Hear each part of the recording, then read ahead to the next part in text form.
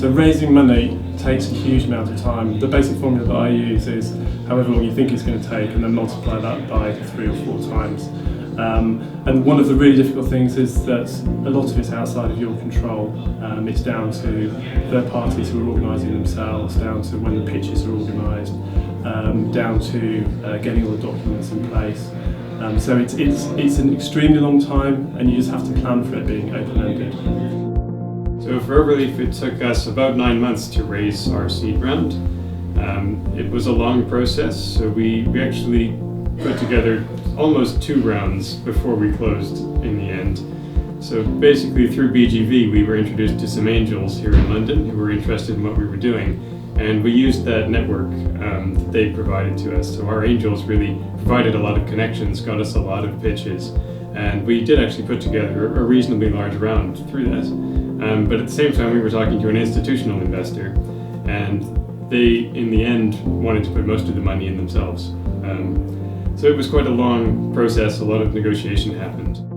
During the time that you're fundraising, of course, your cash is really, really important. And bearing in mind that you don't know how long it's going to take, you have to take some strategies for making the most of that. The key thing is sales, and sales are great because it gets you cash in the short term, and it's also great in terms of pitching to investors. So I would really, really recommend that you just focus on getting as many customers in as early as you can, and then getting them to pay up, and that's not as easy as it might seem. We've had customers who've paid 6 months after we raised the invoice in some cases. So there's a whole set of tasks around chasing and just being there in their face again and again and again until they actually pay. I guess for entrepreneurs, so there's a chicken and egg problem, right? So they need cash to prove something that if they prove it, then they wouldn't need the cash for. So it's really identifying and clearly understanding what are those proof points, how much cash do you need to get there, how long will it take, and if you can identify and articulate that and bring an investor along that kind of ride and journey, then you should be able to get the cash a little bit easier than if you're not aware of this.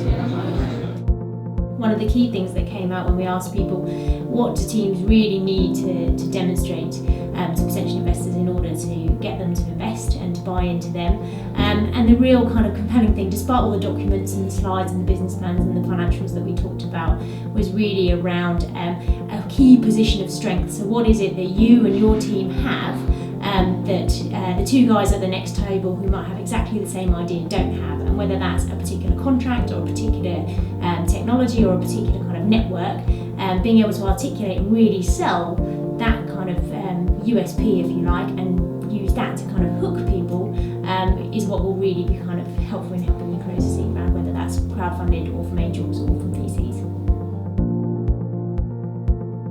Well, there are lots of tricks and tips about raising money for when you're raising seed funding, but what you're ultimately trying to get to is giving all of the potential investors a sense that this train is leaving the station, and I'd love you to be on it, but if you're not on it, it's leaving without you.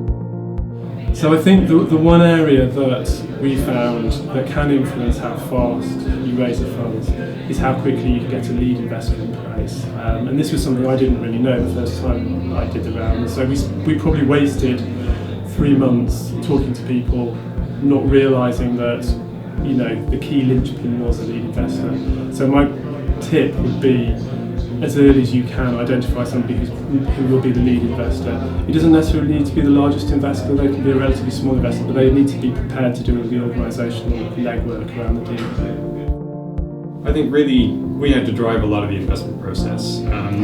We did a lot of things that were aimed at driving it forward. So to drive forward our investment, we ran a community event. We started our own event here in London for people in the scientific publishing world called Future Pub. And that was really important in engaging not only our angel investors, but also other investors we were talking to.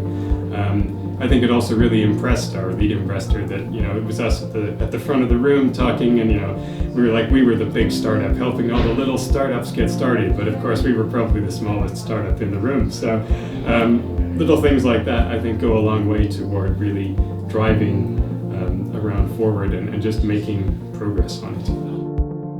I think think one of the kind of most important things that came out from the session is that in order to kind of launch, manage and close a successful seed round, a team really need to convey a sense of momentum. So they need to kind of make investors feel excited about what it is that the investment opportunity presents, and they need to keep them in the loop about how the deal is progressing. They need to give them kind of dates and timelines when things are going to happen, and they need to give them sort of next steps so that people always feel like this thing is going to happen, whether you're in or whether you're not.